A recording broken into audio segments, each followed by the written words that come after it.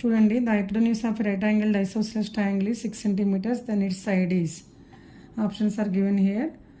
Right angled isosceles means that in triangle that has one right angle and two sides are equal. Equal sides are taken as x centimeters, hypotenuse 6 centimeters.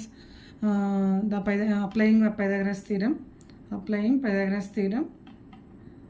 side square plus side square equal to hypotenuse square. Here x square plus x square equal to 6 square, 2x square equal to 36. X square equal to 36 by 2 equal to 18.